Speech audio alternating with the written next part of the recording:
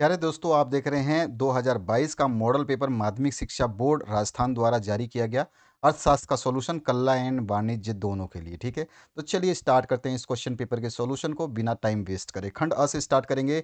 Video को skip करना मत, नहीं तो सबसे बड़ा नुकसान आपका होने वाला है। तो चलिए स्टार्ट करते हैं खंड अ से। खंड अ में जो सेक्शन ए है, इसमें आपके छोटे छोटे एक एक नंबर के बहुविकल्पीय प्रश्न MCQs हैं, तो उनको हम सॉल्व करेंगे। सबसे पहला क्वेश्चन है, समष्टि अर्थशास्त्र की विषय सामग्री नहीं है तो मांग व पूर्ति का संतुलन जो है इसकी विषय सामग्री नहीं है। नहीं की बात हो रही है, ठीक है। डिमांड एंड सप्लाई इक्विलिब्रियम जो है ये समष्टि अर्थशास्त्र की विषय सामग्री नहीं है। ठीक है, ये ध्यान रखना है आपको। नेक्स्ट क्वेश्चन की तरफ बढ़ते हैं हम। और ध्यान रखना है आपको, पीडीएफ का पासवर्ड इसी वीडियो के दौरान बताया जाएगा। स्किप करते ही अगर पासवर्ड निकल गया तो समझ लेना आपसे गलती हो गई, फिर से वीडियो आपको देखना पड़ेगा। तो ऐसी गलती ना करें, एक बार आराम से शांति से वीडियो को कंप्लीट देख लें।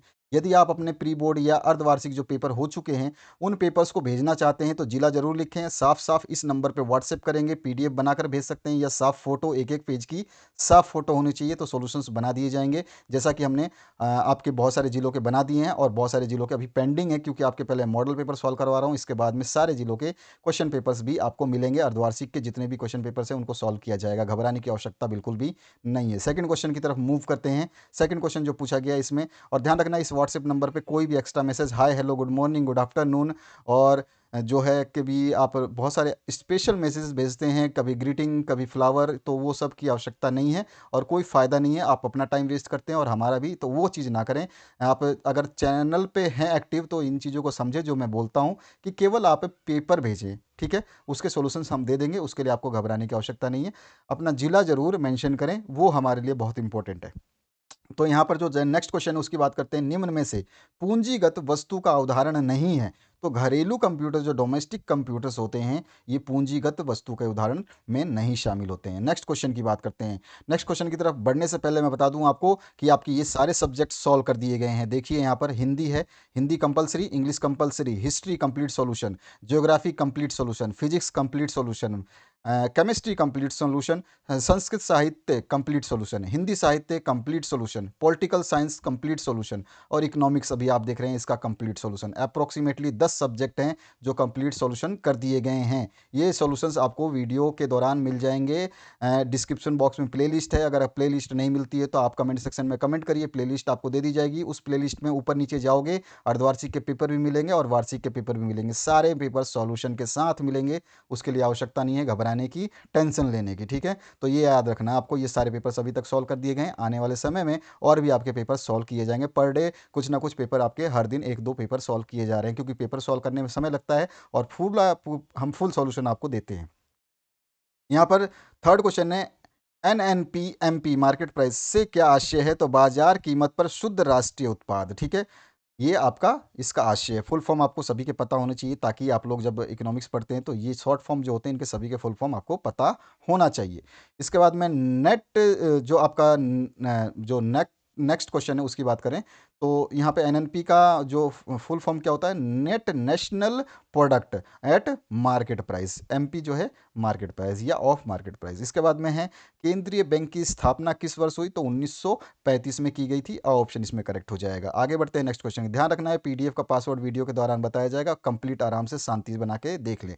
अगले क्वेश्चन की बात करें, निम्न में से मुद्रा पूर्ति का कौन सा रूप समव्यवहार के लिए सबसे तरल व आसान है? तो वहां पर जो है मुद्रा पूर्ति का कौन सा रूप की बात हो रही है? तो M1 जो है इस रूप को हम लेते हैं सबसे इजी डीलिंग के लिए, ठीक है, लिक्विड रूप में। तो M1 डीलिंग हो जाएगा। उसके बाद में आते हैं, निम्न में से कौन बजट का एक प्रकार है?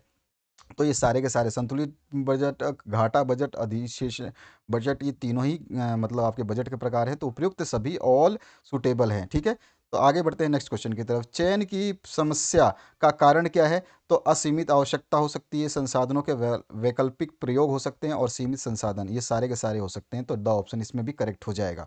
आपको जैसे मैं बता चुका हूँ, अपने अर्धवार्षिक वार्षिक के जो भी पेपर आप भेजना चाहते हैं, प्री बोर्ड आपके अर्धवार्षिक हुए हैं, अर्धवार्षिक के पेपर आप भेज सकते हैं इस नंबर पे, जिले का नाम लिखें और पीडीएफ बनाकर भेजेंगे तो सबसे बेस्ट रहता है। हमारी मेहनत कम हो जाती है और हमें उसको सॉल्व करने में आसान हो जाता है।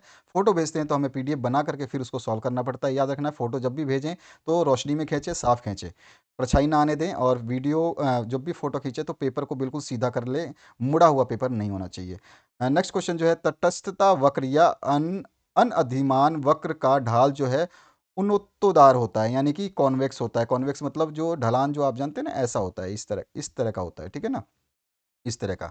अब आगे बढ़ते हैं नेक्स्ट, मतलब उठा हुआ होता है कॉन्वेक्स का मतलब जो है। और आगे बढ़ते हैं नेक्स्ट क्वेश्चन की तरफ। नेक्स्ट जो क्वेश्चन होता है अ, अ, ये वाला, गिफिन वस्तु में कीमत व मांग के बीच संबंध पाया जाता है, तो कैसा होता है गिफिन वस्तु में हमेशा जो कीमत और मांग का जो संबंध होगा वो धनात्मक होगा, ठीक है।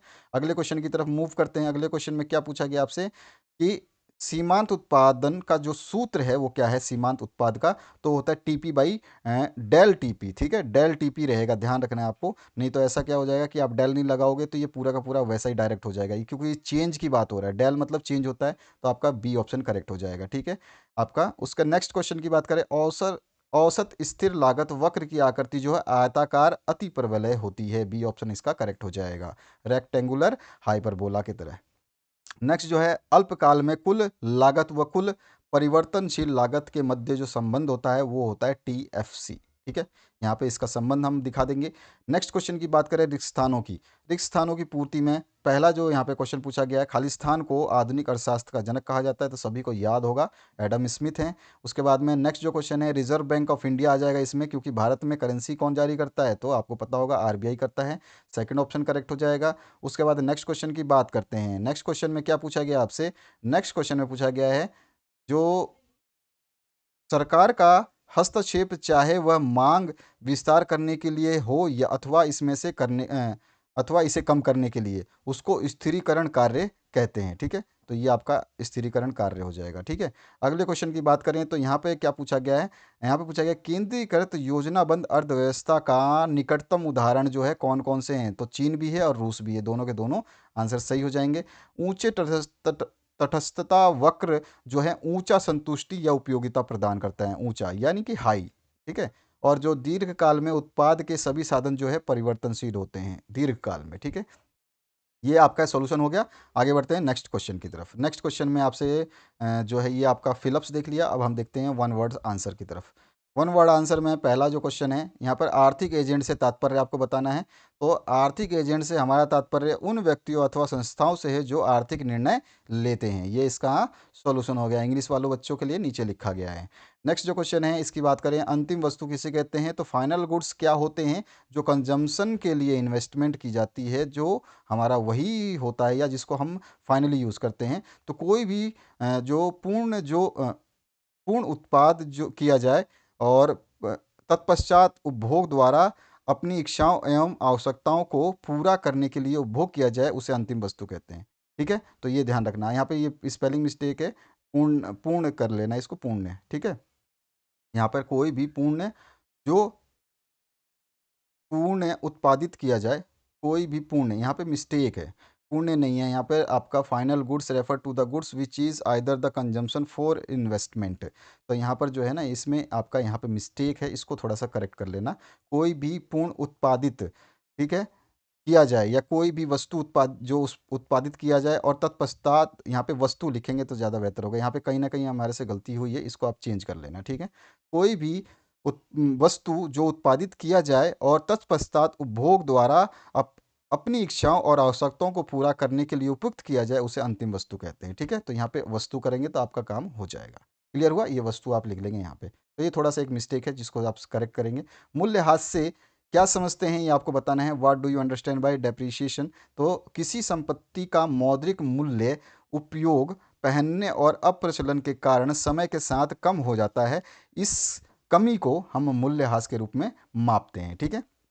इसके बाद में नेक्स्ट जो क्वेश्चन है, नगद मुद्रा कोष रखने का मुख्य उद्देश्य क्या है, तो फर्म जो है वो अल्पावधि में सभी अपेक्षित या अप्रत्याशित लागतों को पूरा करने के साथ साथ संभावित जो निवेश होते हैं उनको वित्त पोषित, यानी जिनमें पैसे लगते हैं, वित्त पोषित करने के उद्देश्य से नगद का भंडारण करती है, ठीक है। नगद इसीलिए तो चाहिए हमें। इसके बाद में नेक्स्ट जो क्वेश्चन है, वस्तु विनिमय से क्या अवश्य है, ये हमें बताना है। तो वस्तु विनिमय का अर्थ होता है कि एक वस्तु के बदले दूसरी वस्तु, तो विनिमय का अर्थ है किसी वस्तु के बदले दूसरी वस्तु का आदान प्रदान करना। जब हम किसी वस्तु के बदले दूसरी वस्तु देते या प्राप्त करते हैं तो वो विनिमय कार्य कहलाता है या वस्तु विनिमय प्रणाली कहलाती है, ठीक है। पहले के ज़माने में होता था जब मुद्रा नहीं चलती थी तो कहते थे कि यार मेरी 2 गाय ले ले और तू अपनी 10 बकरी दे दे। तो उस समय ये सब चलता था, अभी के समय में ये नहीं है क्योंकि यहाँ पे मुद्रा आ चुकी है और मुद्रा हर चीज़ को कर सकती है। अगले क्वेश्चन की बात करते हैं तो अगले क्वेश्चन में पूंजीगत प्राप्तियों का कोई आपको उदाहरण देना है तो शेयरों और डिबेंचर से जो धन प्राप्त होता है वो हो सकता है, रिसिप्ट्स आपके सार्वजनिक क्षेत्र के उपक्रम से जो शेयरों में की बिक्री से प्राप्तियां हुई हैं वो हो सकता है, बैंक से लिया गया ऋण हो सकता है, मालिकों द्वारा लाई गई अतिरिक्त पूंजी है वो भी हो सकता है। पासवर्ड के लिए ध्यान रखना है, वीडियो को कंप्लीट देखें। किन्स की पद्धति प्रसिद्ध पुस्तक का नाम था the general theory of employment interest and money, रोजगार ब्याज और पैसे का सामान्य सिद्धांत, हिंदी में इसको बोलेंगे। ठीक है, आपको जो अच्छा लगता है वो याद कर ले, दोनों में से कोई भी लिख दोगे ना आंसर आपका करेक्ट हो जाएगा, लेकिन इंग्लिश मीडियम वाले को इंग्लिश में ही लिखना पड़ेगा। ठीक है, तो ये ध्यान रखना है। उसके बाद में नेक्स्ट है केंद्रीकृत योजनाबंद अर्थव्यवस्था के अंतर्गत सभी महत्वपूर्ण निर्णय किसके द्वारा लिए जाते हैं तो गवर्नमेंट यानी कि सरकार के द्वारा लिए जाते हैं भैया। इसके बाद में नेक्स्ट जो है पूरक वस्तु के कोई दो उदाहरण देने हैं तो चाय और चीनी पूरक वस्तुएं, एक दूसरे के बिना काम नहीं चलेगा। जूता और जुराब एक दूसरे के बिना काम नहीं चलेगा। पेन और स्याही एक दूसरे के बिना काम नहीं चलेगा। ठीक है, उत्पादन फलन की परिभाषा क्या होता है तो उत्पादन फलन जो है आगतो यानी कि इनपुट और अंतिम उत्पाद आउटपुट के बीच की तकनीकी संबंध को कहते हैं। ठीक है, ये बस सिंपल सा डेफिनेशन है, बहुत ही आसान सा। जितना भी डेफिनेशन मैंने कोशिश करे हैं इस क्वेश्चन पेपर को सिंपलेस्ट वर्ड में आपको दिखाऊं और समझाऊं। हासमान पैमाने के प्रतिफल से आप क्या समझते हैं तो पैमाने का हासमल प्रतिफल दो या दो से अधिक साधनों में अनुपातिक वृद्धि करने पर यदि कुल भौतिक उत्पाद में कम अनुपात में वृद्धि होती है तो उसे हासमान प्रतिफल कहते हैं। कैसे समझ में नहीं आया होगा तो देखिए, दो या दो से अधिक अनुपातिक वृद्धि करने के पर कुल भौतिक उत्पादन में, यानी कि मैं क्या क्या कर रहा हूँ कि सपोज करिए मुझे एक गन्ने से एक गिलास जूस मिलता है और मैं वहाँ पे 4 गन्ने और डालता हूँ, सोचता हूँ कि 4 गन्ने डालने से मुझे कितने, मतलब एक गन्ने से अगर एक गिलास मिलता है तो 4 गन्ने से 4 गिलास जूस मिलने चाहिए। लेकिन वो गन्ने जो मैंने डाले हैं हो सकता हो पहले से छोटे हों, पतले हों। इस तरह से अगर मैं जो इनपुट दे रहा हूँ और सोचता था कि वो आउटपुट मिलेगा, वो नहीं मिलता, उससे कम मिलता है, तो वही हमारा जो अनुपात है हासमान प्रतिफल कहलाता है। अब समझ में आ गया होगा, डेफिनेशन को इस तरह से आप लिख सकते हैं। अगला जो है पूर्ण प्रतियोगी बाजार में फर्म की कुल संपत्ति संप्राप्ति ज्ञात करने का सूत्र जो होता है T R, total revenue equals to price into quantity होता है, यानी कि मूल्य इंटू मूल्य गुणा में क्या, क्वांटिटी को क्या कहते हैं हम, क्वांटिटी को कह सकते हैं हिंदी में नंबर, नंबर नहीं, कुछ भी क्वांटिटी को कुछ बोलते हैं हिंदी में, एग्जैक्टली वर्ड याद नहीं, नग बोल सकते हैं ना, मात्रा, मात्रा। ठीक है, तो आपका जो है कुल संप्राप्ति होती है मूल्य गुणा में मात्रा। ठीक है, इस तरह से ये फॉर्मूला हो गया। अब आते हैं बी सेक्शन में। बी सेक्शन में हम आ चुके हैं, बी सेक्शन के हम सॉल्यूशंस करेंगे इसमें। तो यहाँ पे सकल घरेलू उत्पाद जीडीपी के वितरण और कल्याण के संबंध को समझाइए भैया। ये दोनों एक दूसरे से संबंधित होते नहीं हैं, क्योंकि हम सोचते हैं कि जीडीपी बढ़ेगा तो कल्याण भी ज़्यादा होगा, तो ऐसा पॉसिबल नहीं है, इन दोनों को हम नहीं नाप सकते। चलिए मैं समझाने की कोशिश करता हूँ। सकल घरेलू उत्पाद जीडीपी एक देश में सभी आर्थिक गतिविधियों का योग है और कल्याण राज्य के सभी कल्याणकारी खर्चों का योग। सकल घरेलू उत्पाद वास्तव में विकास को प्रदर्शित करने में अच्छा काम नहीं करता, क्योंकि कल्याण के लिए इसको हम सकल घरेलू उत्पाद को नहीं माप सकते। क्यों, इसको समझाने की कोशिश यहाँ पे की गई है, एग्जाम्पल की समझिए। यदि किसी व्यक्ति की आय अधिक है तो वह अधिक वस्तुओं और सेवाओं का क्रय कर सकता है। ऑब्वियस सी बात है, आपकी इनकम ज़्यादा है तो आप वस्तु और सेवाएं ज़्यादा ले सकते हैं, अथवा उनके भौतिक कल्याण में सुधार हो सकता है, यानी कि उनकी जो फिजिकल नीड है वो सारी चीज़ें खरीद सकते हैं। अतः उचित होगा कि उनके आय स्तर को उनके कल्याण स्तर के रूप में देखा जाए, यानी कि उनका आय है ना वही कल्याण का कारण बनेगा, ना कि जीडीपी। ठीक है, एक चीज़ समझ में आ गई होगी। अच्छा, सकल घरेलू उत्पाद किसी वर्ष विशेष में किसी देश की भौगोलिक सीमा के अंतर्गत सृजित वस्तुओं एवं सेवाओं का कुल मूल्य योग होता है। तो सकल जीडीपी होता क्या है, एक विशेष वर्ष के अंदर किसी भी देश की भौगोलिक सीमाओं के अंतर्गत सृजित आयात निर्यात करके जो मूल्य कमाया जाता है उसका योग होता है। लेकिन जो देश की राष्ट्रीय आय अधिक हो सकती है, इस सकल घरेलू उत्पाद से देश की राष्ट्रीय आय तो बढ़ सकती है, लेकिन ये लगातार बढ़ती हुई जनसंख्या के द्वारा उपभोग कर ली जाती है और तब तो लोगों का जो कल्याण है नीचा ही रह जाता है। तो इस तरह से आप इसको समझा सकते हैं। ठीक है, इनका कोई भी रिलेशन नहीं है। आपको इस एग्जाम्पल को बहुत ध्यान से समझना है कि ये चीज़ क्या बोली गई है। ठीक है, बस इससे आपको समझ में आ जाएगा। बहुत ही सिंपलेस्ट वर्ड में लिखा है मैंने, बहुत ही सोच समझ के लिखा है। पांचवा जो क्वेश्चन है इसकी बात करते हैं। यदि बाजार कीमत पर सकल घरेलू उत्पाद जो आपको दे रखा है मार्केट प्राइस पे 310 रुपये है, तो मूल्यह्रास 50 रुपये हुआ, तो आपको कीमत में शुद्ध घरेलू उत्पाद की गणना करनी है, जिसका आपका जो शुद्ध घरेलू उत्पाद जो इसको हम बोलते हैं net domestic product market price का फॉर्मूला होता है gross domestic product market price minus depreciation, जो कि मूल्यह्रास हमारे को 50 दे रखा है, और जीडीपी मार्केट प्राइस में 310 दे रखा है, 310 माइनस 50 260 रुपये इसका आंसर हो जाएगा। ये सिंपल सा फॉर्मूला होता है, इस फॉर्मूले को याद रखेंगे कि आपका जो net domestic product of market price का फॉर्मूला क्या होता है, इसको आपको याद रखना है। ठीक है, आगे बढ़ते हैं नेक्स्ट क्वेश्चन की तरफ। पांचवे के बाद छठा क्वेश्चन, वस्तु विनिमय पद्धति की कोई दो कठिनाइयाँ क्या हैं, इनको आपको लिखना है। भैया कठिनाइयाँ तो इतनी सारी है कि आप गिना नहीं सकते, मैंने केवल दो लिख दिए हैं। देखो, आवश्यकता का दोहरे संयोग का अभाव होता है, और दूसरा होता है मूल्य के सामान्य मापदंड का अभाव। जैसे कि समझाने की कोशिश करता हूँ, आसानी से समझ में आएगा यार, इतना टाइम लगा मेरे को ये इकोनॉमिक्स सॉल्व करने में, ताकि मैं अच्छे से अच्छे क्वेश्चंस के आंसर्स को दे पाऊँ, ताकि आप लोगों को एक बार में याद हो जाए। तो देखिए, इसमें क्या होता है, वस्तु का वस्तु के साथ विनिमय तभी संभव हो सकता है जब ऐसे दो व्यक्ति परस्पर विनिमय करे जिन्हें एक दूसरे की आवश्यकता हो। पता चला कि मुझे आवश्यकता नहीं है, और वो आ जाए, भैया तू मेरी भैंस ले ले और तू अपनी गाय दे दे। अरे मेरे को जरूरत ही नहीं है तेरे भैंस की, तो मैं गाय क्यों दूंगा। ठीक है, समझ में आया ना। तो अर्थात पहले व्यक्ति को वस्तु की पूर्ति दूसरे की मांग की वस्तु हो, यानी कि जो मैं पूर्ति करूंगा वो उसकी मांग होनी चाहिए, और दूसरे की जो मांग है वो मेरी वस्तु से पूर्ति उसकी होनी चाहिए। तो वही चीज़ हम समझा रहे हैं यहाँ पे कि पहले वस्तु की मांग और यहाँ पे दूसरे व्यक्ति की पूर्ति की वस्तु पहले व्यक्ति की मांग की वस्तु हो।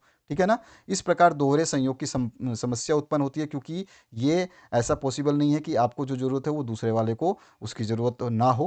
क्योंकि आपको उससे मांगो, यार तेरी भैंस दे दे, तो बोला नहीं मेरे पास तो भैंस है, मेरे को चाहिए ही नहीं तेरी गाय। तो इस तरह से इसमें दोहरा संयोग का अभाव होता है। इसके अलावा बहुत सारे अभाव हैं, मैंने सिंपलेस्ट लिखा है जिसको आप आसानी से समझ सकते हैं।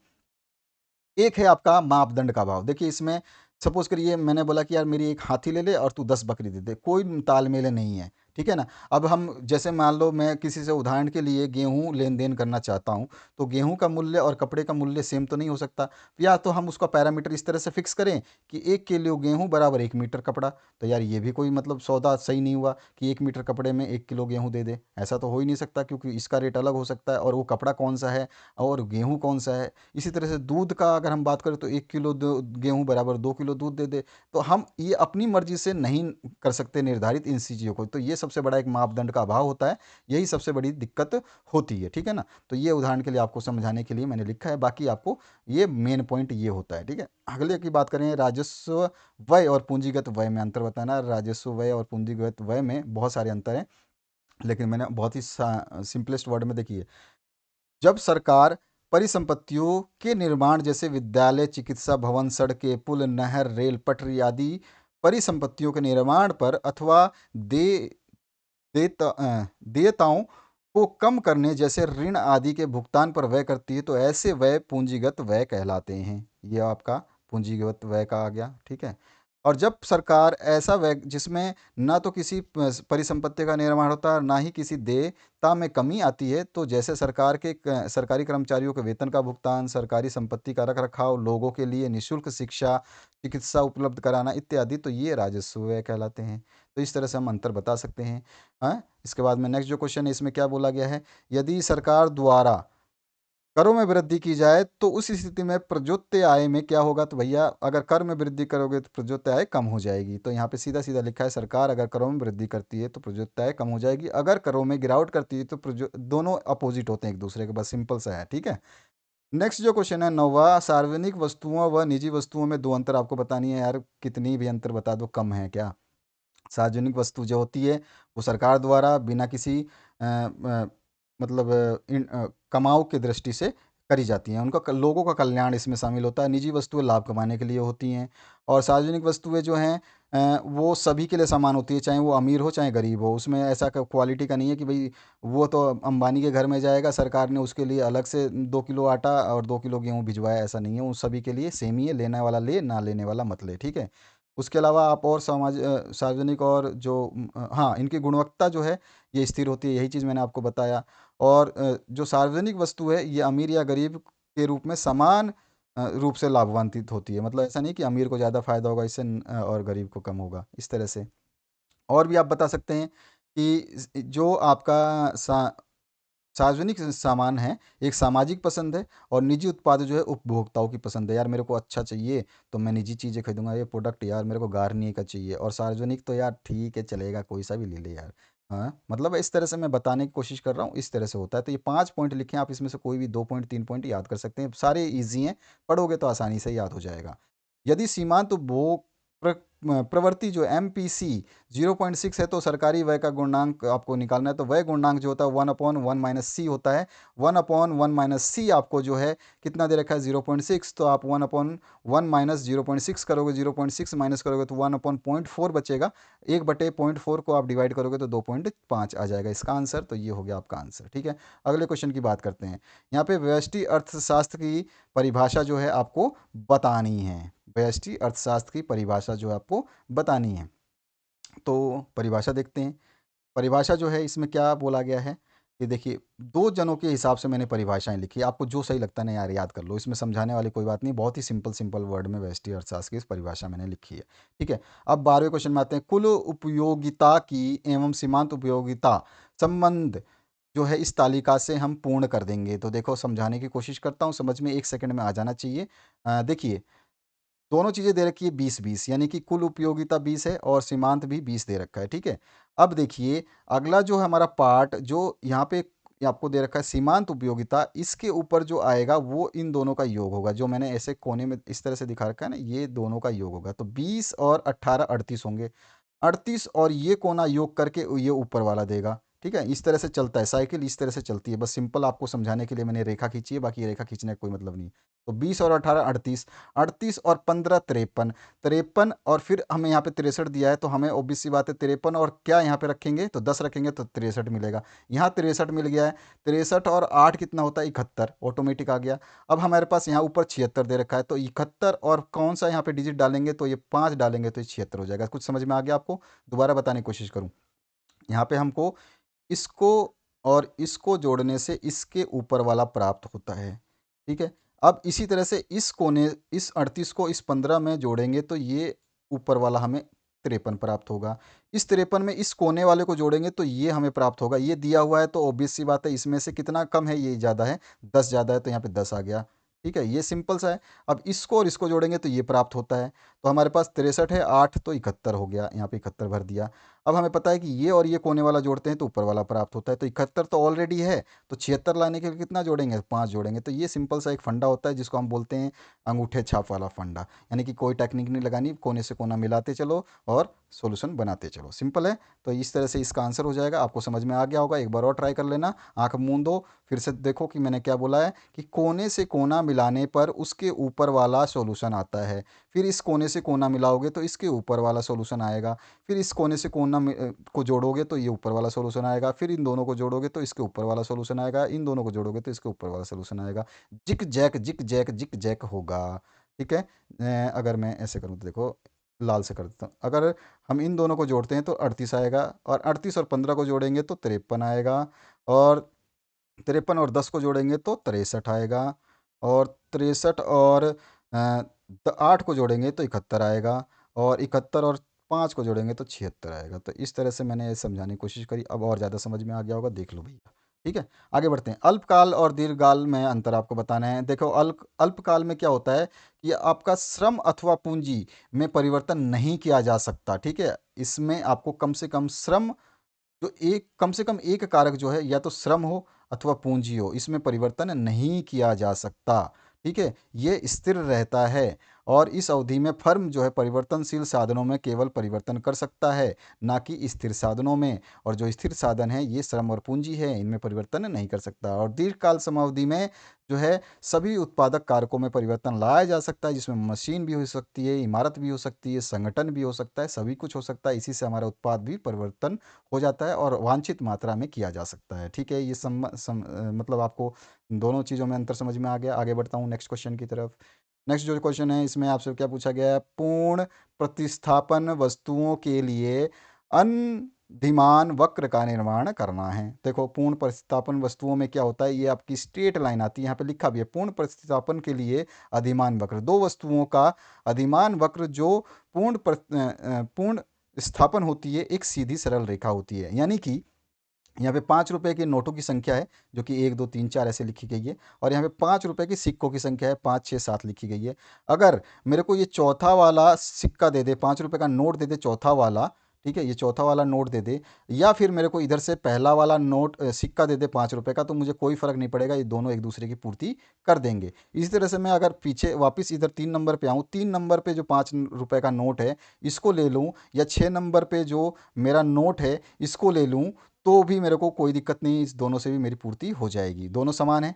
इसी तरह से 7 नंबर का अगर सिक्का लेता हूँ और मैं 2 नंबर का सिक्का यहाँ से उठाता हूँ तो भी मेरी पूर्ति हो जाती है, तो ये दोनों भी समान है। इस तरह से ये एक स्ट्रेट लाइन आएगी जो कि MRS del Y over del X होता है, जिसमें आपका -1/1 जो कि आपका -1 या 1 के बराबर आता है अगर हमारा सही है तो। ठीक है, तो ये रेखा चित्र आपको याद रखनी है। Hindi, English, history, geography, physics, chemistry, Hindi साहित्य, संस्कृत साहित्य, पॉलिटिकल साइंस और इकोनॉमिक्स, ये सारे सॉल्यूशंस बना दिए गए हैं, इनको जरूर देख लेना, डिस्क्रिप्शन बॉक्स में अवेलेबल है लिंक, पूरा सॉल्यूशन मिलेगा, कंप्लीट आंसर। ठीक है, आगे बढ़ते हैं 15 क्वेश्चन पे। 15 नंबर जो क्वेश्चन है इसमें क्या पूछा गया, पूर्ण प्रतिस्पर्धा बाजार की दो विशेषताएं कौन सी हैं आपको लिखनी है। भैया दो नहीं, 50 विशेषताएं। ठीक है, क्रेता और विक्रेताओं की बहुत बड़ी संख्या होती है इसमें।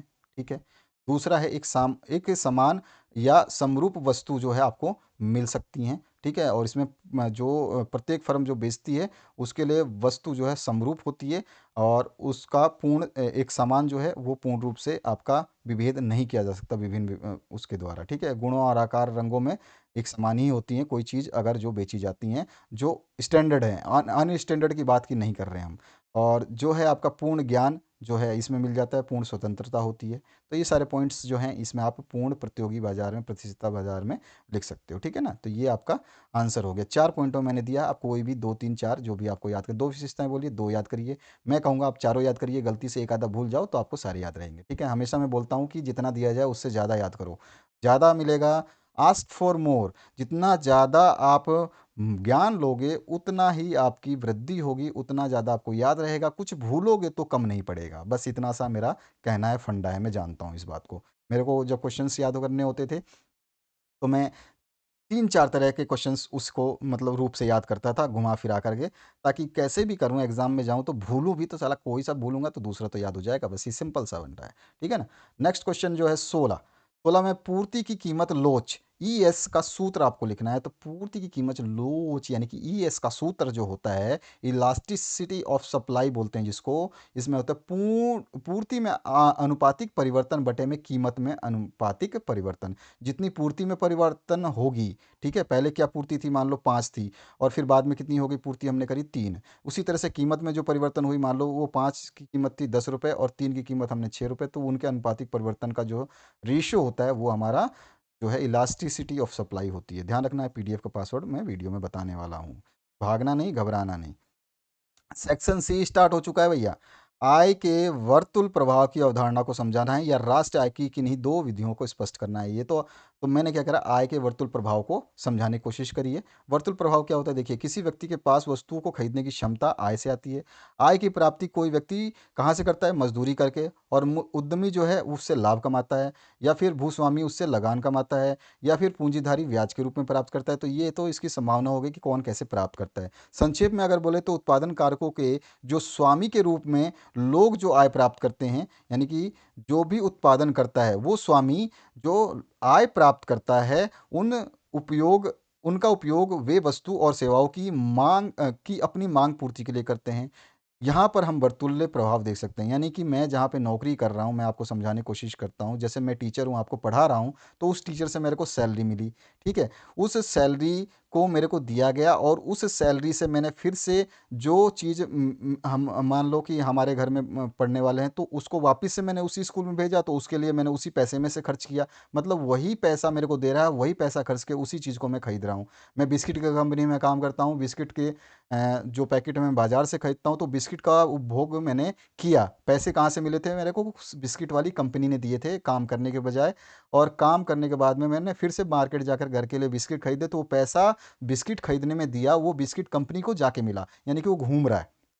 आ गया समझ में? बस इतना सा फंडा है।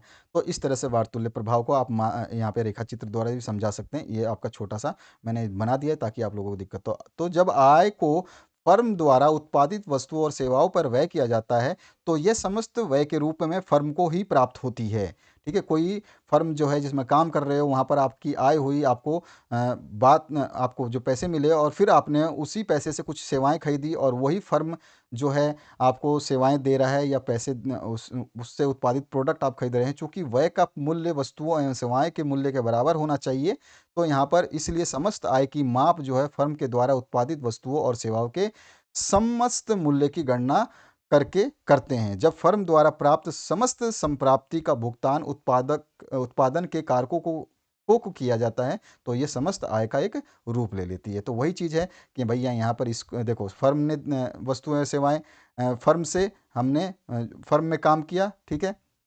और परिवार के लिए खरीदा वस्तुएँ सेवाएँ, ठीक है? और वस्तु और सेवाएँ जो हमारे को मिली, वो हमने फिर से वापस क्या करा फर्म को दे दिया, ठीक है? इस तरह से व्यय के रूप में दे दिया, कारक सेवाओं के रूप में दे दिया, तो ये आपका एक सर्किल इस तरह से बनता है, ठीक है? ध्यान रखना है आप। अगले क्वेश्चन की बात करेंगे हम इसमें। अगला जो क्वेश्चन है इसमें आपसे क्या पूछा गया है? तो अगला क्वेश्चन जो पूछा गया है इसकी बात करेंगे। बैंकिंग व्यवस्था द्वारा सारव सृजन की प्रक्रिया आपको स्पष्ट करनी है। सट्टा उद्देश्य के मुद्रा मांग की अवधारणा को समझना। देखिए, बैंकिंग व्यवस्था में क्या होता है कि साख सृजन बैंकिंग व्यवस्था जो होती है इसमें होता क्या है कि जो हम पैसा देते हैं उसी पैसे से पूरा बैंक चलता है। ऐसा नहीं कि बैंक के पास अपना कुछ पैसा है, हमारे पैसे से बैंक चलता है, ठीक है? तो इसमें वही चीज़ बताई कि बैंकों द्वारा जमाकर्ताओं का निर्माण करके ऋणों और अग्रिम में वृद्धि की क्षमता को संदर्भित करता है। वाणिज्य बैंक क्या करते हैं? ऋण प्रदान करके प्रतिभूतियों की खरीद करके साख सृजन करते हैं। व्यक्तियों और व्यवसायों को प्रदत्त की जाने वाली ऋण की राशि इन बैंकों द्वारा धारित जनता की जमा राशि से प्राप्त होता है और बैंकों के लिए अनिवार्य है कि इन जमा राशियों का एक निश्चित भाग जमाकर्ताओं की नकदी संबंधी आवश्यकताओं की पूर्ति के लिए आरक्षित रखें। यानी कि मैं 10 लाख रुपए देता हूँ और कोई 2 रुपये देता है और उससे पहले उसने जमा कराए 2 रुपये, लेकिन उसके अकाउंट में पहले से मतलब उसने बहुत पहले भी जमा कराए थे, तो उसका लाख रुपए उसके पास है, मैं 2 लाख रुपए दे रहा हूँ। तो जा करके हम ऐसा नहीं है कि बैंक को 2 लाख रुपए दे दिए तो मैं कल के दिन 2 लाख रुपए वापस नहीं निकाल सकता या जितने भी हैं पैसे, तो उस पैसे को निकालने के लिए एक निश्चित रूप से उसको एक निश्चित ढंग से कुछ जमा राशियों को निश्चित भाग को जमाकर्ताओं के लिए नकदी के रूप में रखना पड़ता है, जो कि हम जाके कभी बैंक से विड्रॉल करते हैं, कभी एटीएम से विड्रॉल करते हैं, तो वो करना पड़ता है। ऐसा नहीं कि वो सबको उधार दे दे, पता चला कि बिजनेसमैन को दे दिया हमारे पैसे और हमको ज़रूरत पड़ी तो पैसे ना मिले। एक बार ऐसा हुआ था कब? जब नोटबंदी हुई थी, तब हमारे पैसे ही हमको नहीं मिल रहे थे, बैंकों के चक्कर काट लो, एटीएम खाली, बैंक में लाइनों की लाइन, इस तरह से, है ना? तो इस तरह से ये आपको सार्वजनिक जमाओं को केवल शेष भाग के ही रूप में ऋण के रूप में देते हैं, यानी कि जो सुरक्षित रखने के बाद जो बचा हुआ है ना, उन जमाओं को ही ऋण के रूप में वो दे सकते हैं। ये आरबीआई का एक रूल है और उसकी क्रिया विधि क्या है, तो उसको हम समझा सकते हैं एक उदाहरण की तरह, क्योंकि इसने क्या बोला है कि आपको प्रक्रिया को समझाना है। तो प्रक्रिया को समझाने के लिए भैया हमें क्रिया विधि तो लिखनी पड़ेगी कि क्या होती है। तो देखो, मान लीजिए कि एक्स कोई बैंक का एक्स का ग्राहक इस बैंक में 1,000 रुपये जमा करता है। बैंक जो है एक्स 20% का नगद भंडारण अर्थात 200 रुपये, क्योंकि आपका 1,000 का 10% 100 रुपये हुआ, तो इसका 200 रुपये आरक्षित रखता है। इस तरह से अभी आपको ये पूरी चीज़ समझाई है। ये जो मैंने शॉर्ट में यहाँ लिखा है उसको थोड़ा सा यहाँ पे डिस्क्राइब कर दिया गया है। ये आपको एग्जाम्पल के थ्रू समझाना होगा अगर एग्जामिनर पूछता है तो, ठीक है? तो ये पूरा एक बार पढ़ लेना, डिटेल आपको समझ में आ जाएगी। बहुत ही सावधानी से बनाया गया है, इसको देखोगे तो मज़ा आ जाएगा आपको। अगले क्वेश्चन की बात करते हैं। अगले क्वेश्चन की क्या बात करेंगे? हम क्वेश्चन की बात ये करेंगे कि इसको कौन सा क्वेश्चन है ये वाला, 19 नंबर। 19 नंबर में जो क्वेश्चन है इसमें पूछा गया आपसे, सीमांत उत्पादन संभावना वक्र की तालिका की सहायता से चित्र का निर्माण करना है या फिर आपके अनुसार बाजार अर्थव्यवस्था की केंद्रीय समस्याओं को समझाना है। क्या उत्पाद करें, कैसे उत्पाद करें, किसके लिए उत्पाद करें, ये केंद्रीय समस्याएं हैं। तो इसको तो आप आसानी से जानते हो, मैं आपको समझाने वाला हूँ, समझाने क्या बताने वाला हूँ ये वाला चीज़। चित्र से हमें जो है सीमांत उत्पादन संभावना वक्र को समझाना है। तो देखिए, उत्पादन संभावना वक्र या सीमांत उत्पादन, तो इसको हम पीपीएफ भी बोलते हैं। ऐसा नहीं है कि आपकी बुक में जल्दी से मिलेगा नहीं पीपीएफ, तो उसको पीसीसी को ही हम पी पीपीएस को ही उत्पादन संभावना वक्र या पीपीएफ को भी कहा जाता है। तो इसलिए आपको घबराना, तो यहाँ पर आपको उत्पादन संभावना वक्र को थोड़ा समझा देना कि होता क्या है, ये हो जाएगा। इसके बाद हम बनाएंगे इसकी तालिका। तालिका मान लेते हैं कि ए बी सी डी संभावनाएं हैं। बंदूक की कुछ इकाइयां हमने इस तरह से डाली और मक्खन की कुछ इकाइयां इस तरह से डाली। बंदूक और मक्खन को इस तरह से लिख दिया हमने कर्व में, ठीक है। अब देखिए यहाँ पे क्या हो रहा है कि जब हम इसकी इकाई अधिक करते हैं, किसकी, अगर हम मक्खन की इकाइयाँ बढ़ाते हैं तो बंदूक की इकाइयाँ ऑटोमेटिक कम हो जानी हैं। इसी तरह से अगर बंदूक की इकाइयाँ सबसे ज़्यादा बढ़ाते हैं तो मक्खन की इकाइयाँ सबसे कम हो जानी हैं। तो इस तरह से ये एक इस तरह का ग्राफ बनेगा, ठीक है। इस तरह का ग्राफ ही जो है हमें इसमें समझाना है। तो इस तरह से आप ये टेबल बनाएंगे, ये ग्राफ बनाएंगे। मैंने आपको समझा दिया कि कौन से किससे रिलेटेड है। अगर ये कम होगा मक्खन तो ये ऑटोमेटिक बंदूक बढ़ेगा। अगर मक्खन बढ़ाओगे तो बंदूक का उत्पादन कम होगा। तो इसमें क्या दिखाया गया है कि जब सभी साधनों को बंदूक उत्पादन में लगाया जाता है तो बंदूक की 15 इकाइयाँ उत्पादन होती हैं और मक्खन का शून्य हो जाता है, ठीक है ना। यहाँ 15 बनेगी तो इसका क्या बन रहा है, शून्य के बराबर बन रहा है, ठीक है। लेकिन जब इसकी 14 बन रही है तो जब जाके इसकी एक बन, यहाँ पे कम कर रहे हैं तो इसका बढ़ रहा है। अगर इसका बढ़ाएंगे तो यहाँ पे ज़्यादा कम हो जाएगा। तो जितनी ज़्यादा इधर मक्खन बढ़ाएंगे उतनी हमारी बंदूक कम होगी, ठीक है ना। तो इस तरह से वही चीज़ यहाँ पे समझाई गई है मेरे हिसाब से। अब आप इस डायग्राम को पूरे को समझ पाए होंगे और आसानी से आप इस क्वेश्चन को कभी भी कर सकते होंगे, ठीक है। अगला जो क्वेश्चन है उसकी बात करेंगे हम इसमें। तो अगला जो क्वेश्चन है इसमें क्या पूछा गया आपसे उसकी बात करते हैं, ठीक है। तो यहाँ पर जो है आपका अगला क्वेश्चन ये है आपका, कुल संप्राप्ति की अवधारणा को तालिका और रेखाचित्र से समझाना है। फिर से आपका वही तालिका और रेखाचित्र आने वाला है। पूर्ण प्रतिस्पर्धा बाजार में अल्प काल में एक फर्म के लाभ अधि अधिक हाँ, अधिकतमीकरण की समस्या को रेखाचित्र द्वारा बताना है। तो आप कोई भी बता सकते हो। तो मैं तो आपको कुल संप्राप्ति की अवधारणा समझाने वाला हूँ। फिर से तालिका बनाएंगे। इस तालिका में कुल संप्राप्ति जो है आप लिखोगे। यहाँ पे क्या है आपकी कुल, पहले तो क्यू और पी आपका हो जाएगा, ठीक है। क्यू आपका 0 to 13 ले लिया हमने, जितना भी मर्जी आप 10 ले लो, क्या फ़र्क पड़ता है। और पी जो हमने ले लिया 10 ले लिया, ठीक है। अब पी जो 10 है इसमें से हम क्या कर रहे हैं कि हमारे पास एक पी का फॉर्मूला जो है हम मानते हैं, क्योंकि हमने अर्थशास्त्र पढ़ा है। तो क्यू का फॉर्मूला भी होता है, पी का फॉर्मूला भी होता है। तो एक उदाहरण के लिए रूप में मान लेते हैं कि मांग का जो फलन को हम निम्न समीकरण के रूप में मानते हैं, क्यू बराबर 20 - 2p, ठीक है। तो 20 - 2p करना है, क्यू की वैल्यू आएगी। तो 20 जो है आपका क्या है, कोई एक कांस्टेंट है, इसमें से -2p करना है। तो -2p देखिए, अब यहाँ पे आप रखिए q की वैल्यू निकालनी है। तो q बराबर 20 तो है ही, और p कितने लिए है हमने, 10 लिए है। तो 10 × 2, 20, 20 - 20 0। इसी तरह से हम अब दूसरा जो है p कितना ले रहे हैं, 9.5। सब में आधा आधा का अंतर है, चिंता मत कर, 0.5 का 0.5 का। तो इस तरह से ये इसको हम समझाएंगे। कुछ नहीं है, आपको लिखना पड़ेगा। देखिए सारणी बना करके लिखना है और फिर आपको जो है इस तरह से बता देना है कि क्या क्या होता है। और ये कुछ तरह से इस तरह से कुल संप्राप्ति, औसत संप्राप्ति और सीमांत संप्राप्ति तीनों का कर्व मैंने बता दिया है। आप इसमें से कुल संप्राप्ति का बनाना चाहेंगे तो केवल कुल संप्राप्ति का इस तरह का कर्व आएगा। आप देखेंगे कि एक निश्चित ऊंचाई पे जाने के बाद में ये संप्राप्ति, जो कुल संप्राप्ति है, वापिस से नीचे की तरफ आ रही है। यही चीज़ इसमें समझाने की बात है। अगर देखेंगे तो यहाँ पर देखिए, इस आकृति इस आकृति मांग वक्र की कुल जो यहाँ पे ये जो है ना, ये इसकी इस डायग्राम की खासियत है ना। ये इसमें नहीं मैच है, ये इस डायग्राम के बारे में लिखा है। देखिए, कुल औसत और सीमांत संप्राप्ति वक्र, कुल संप्राप्ति, औसत संप्राप्ति और सीमांत संप्राप्ति वक्र रेखाएं दर्शाए गए हैं। तो ये आपका डायग्राम के बारे में लिखा गया है। यहाँ देखिए, कुल संप्राप्ति सरल रेखा में नहीं होती है। इसकी आकृति जो है मांग वक्र की आकृति पर निर्भर करती है। गणितीय रूप से अगर कुल संप्राप्ति को विक्रय की मात्रा में फलन के रूप में दर्शाया जाए तो हमारे उदाहरण में जो P × Q है वो हमारा निकलेगा। तो उसका फॉर्मूला जो लास्ट में कुल संप्राप्ति का ये बनेगा, ठीक है। अगर हम यहाँ पे देखें छोटी सी बात, तो इसमें क्या हो रहा है कि इसमें ऐसा कुछ भी नहीं है जो हम सोच रहे हैं। क्या है कि इसमें आप देखोगे तो ये वाला जो कर्व है, इस तरह से ये वाला यहाँ पे बताया गया कि ये जो है हमारा घटता है। यहाँ पे देखिए, गुणनफल के तुल्य हो तो एक आधी फर्म की स्थिति में कुल संप्राप्तियां सरल रेखा में नहीं होती हैं। इसकी आकृति मांग वक्र की आकृति पर निर्भर करती है, ठीक है। बस इतना सा है, इसमें ज़्यादा कुछ नहीं लिखना है, आपको समझाना है। ये टेबल बनानी है, डायग्राम बनाना है और थोड़ा सा इसके बारे में लिख देना है। कुछ भी नहीं है इसमें, ठीक है। ये उदाहरण लिख दोगे। अगले क्वेश्चन की तरफ मूव कर रहे हैं हम, सेक्शन डी में आ चुके हैं। पासवर्ड आपको वीडियो में बताया जाएगा, उसके लिए सावधानी पूर्वक पूरा वीडियो ध्यान से देखना है आपको, ठीक है। अब आते हैं हम नेक्स्ट क्वेश्चन की तरफ। नेक्स्ट क्वेश्चन से पहले मैं आपको पहला पासवर्ड बताना चाहूँगा। तो पहला पासवर्ड जो है आपको नोट करने के लिए थोड़ा सा ऊपर जाना पड़ेगा, क्योंकि पहला पासवर्ड ऊपर ही है। और उसको मैंने कहाँ नोट किया है, ताकि कई बच्चों का था कि सर पासवर्ड को लिखा हुआ बता दो मुझे, ताकि हम लोग जब देखें तो हमारे को आसानी से याद हो जाए। तो यहाँ पर आपका पासवर्ड जो है अभी मैं दिखाने वाला हूँ, उसको नोट कर लीजिए ताकि कोई दिक्कत ना आए। यहाँ पर आपका पासवर्ड अभी हम देने वाले हैं आपको। Password just a second, password कहाँ है आपका?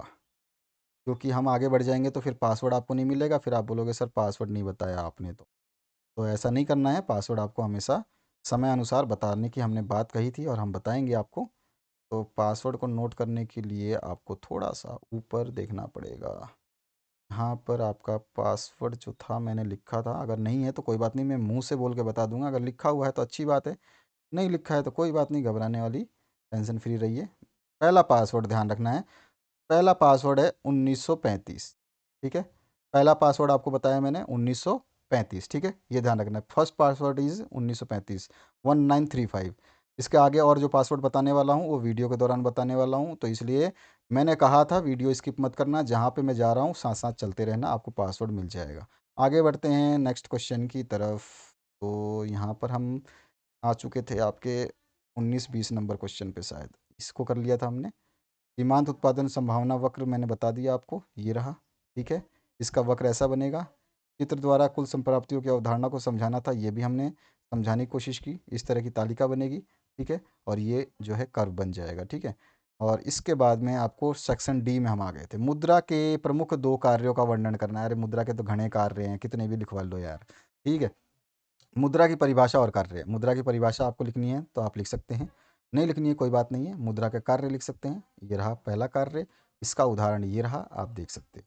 ठीक है, विनिमय का माध्यम होता है मुद्रा, मूल्य का मापन भी मुद्रा ही करती है। तीन प्रमुख कार्य बता रहा हूँ और सबसे सरल भाषा में, इसका उदाहरण आप यहाँ दे सकते हैं।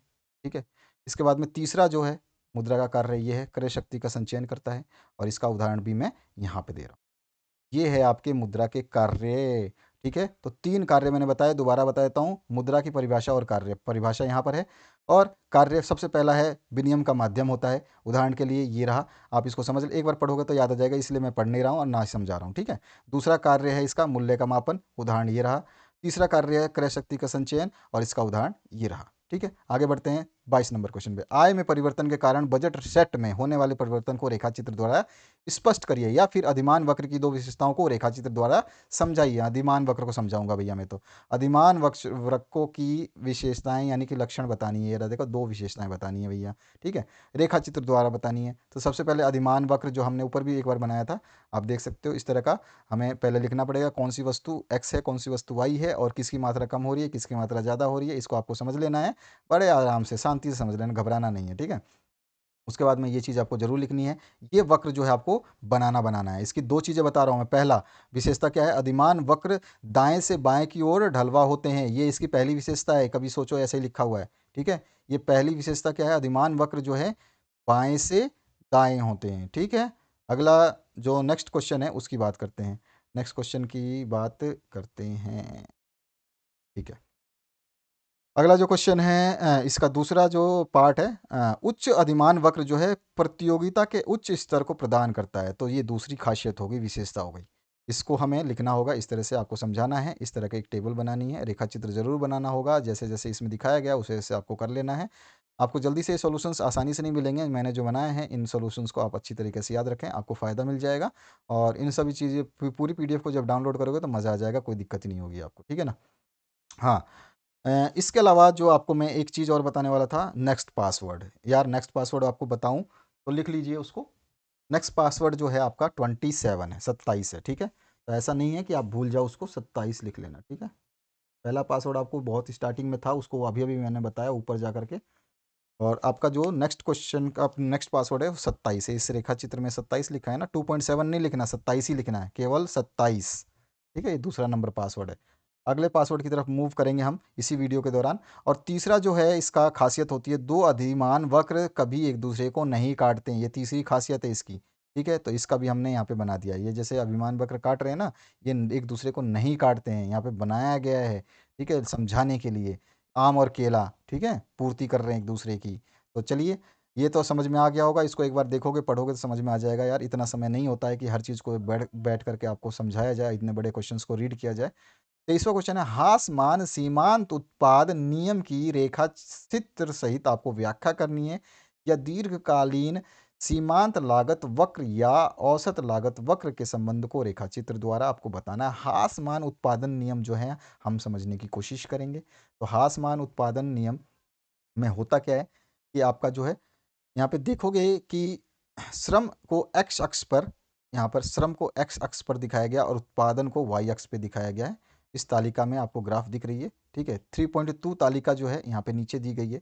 ऐसा नहीं है कि आप सोचो कि यार क्वेश्चन में 3.2 ग्राफ चित्रित करेंगे हम तालिका से, तालिका कहाँ गई, तालिका यहाँ पे नीचे दी गई है, ठीक है। इस तालिका के द्वारा ही हम उस ग्राफ की रचना करने वाले हैं। ये ग्राफ जो बनेगा वो इस तालिका से बनेगा। यहाँ पे सारी चीज़ें देखिए दी गई है।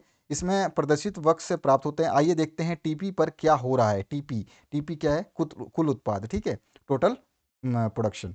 तो जो है आप देखेंगे कि श्रम आगत में वृद्धि के साथ साथ जैसे जैसे श्रम आगत में वृद्धि हो रही है टीपी भी बढ़ती है, परंतु जिस दर से यह बढ़ती है वह समान नहीं है, ये बात बोली गई है, ठीक है।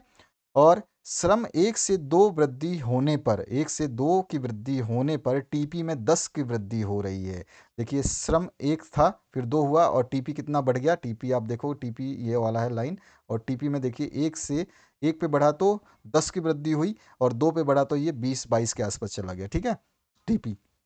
तो इस तरह से इसमें बताया गया ग्राफ क्या कह रहा है। ये ग्राफ को आपको समझाना होता है, इसी से आपको ये जो सॉल्यूशन के आंसर्स जो नंबर है वो मिलेंगे। पीडीएफ का पासवर्ड नोट करिए, अंतिम पासवर्ड 40 है। अंतिम पासवर्ड क्या है, 40 है, इसको नोट कर लीजिए, ठीक है। अंतिम पासवर्ड मैंने बता दिया आपको, 40 है। आगे बढ़ते हैं और इस पूरे को हम जब लिखेंगे तो यहाँ पर हम लिख देंगे, और यहाँ पर जो है क्या लिखेंगे, कुछ भी लिखने लायक ऐसी बात तो नहीं है कि हम ग्राफ से बाहर लिख दें। तो इस ग्राफ और टेबल के निर्धारणकरण में ही हम लिखेंगे कि जो यहाँ पे दिखाई गई है ना, टीपी में वृद्धि की दर एमपी द्वारा दिखाई गई है। देखिए एमपी पहले ढलती है श्रम की 3 इकाइयों तक और फिर गिरनी शुरू करती है। एमपी की इस प्रवृत्ति को यह पहले बढ़ती है और फिर गिरती है परिवर्तनीय अनुपातों का नियम कहते हैं, अथवा समान सीमांत उत्पादन का नियम भी कहा जाता है। परिवर्ती उत्पादों का नियम बताता है कि एक आगत कारक का सीमांत उत्पाद प्रारंभ में बढ़ता है और फिर एक निश्चित रोजगार के स्तर पर पहुंच करके गिरने लगता है। तो ये था आपका कंप्लीट सॉल्यूशन भैया, ठीक है। अभी तक लाइक नहीं किया तो लाइक कर दो, शेयर कर दो, सब्सक्राइब कर दो। पूरा पीडीएफ का पासवर्ड वीडियो के दौरान बता चुका हूँ। स्किप किया होगा नहीं मिलेगा, स्किप किया होगा नहीं मिलेगा पासवर्ड, स्किप मत करना। पूरा वीडियो अगर आपने नहीं देखा है, स्किप कर दिया है तो वापिस से देख लो। आपके लिए इतना तो करना पड़ेगा, आपकी जो भी है आपकी मर्जी है, आप कर लीजिए। पीडीएफ आप भेज सकते हैं इस नंबर पे सॉल्यूशन के लिए। आपका Hindi, English, history, geography, physics, chemistry, Sanskrit साहित्य, हिंदी साहित्य, पॉलिटिकल साइंस, इकोनॉमिक्स, ये सारे विषय सॉल्व कर दिए गए हैं। बाकी विषय बनाए जा रहे हैं, समय अनुसार मिलते रहेंगे। Thank you very much, have a good day, best of luck for your coming examinations.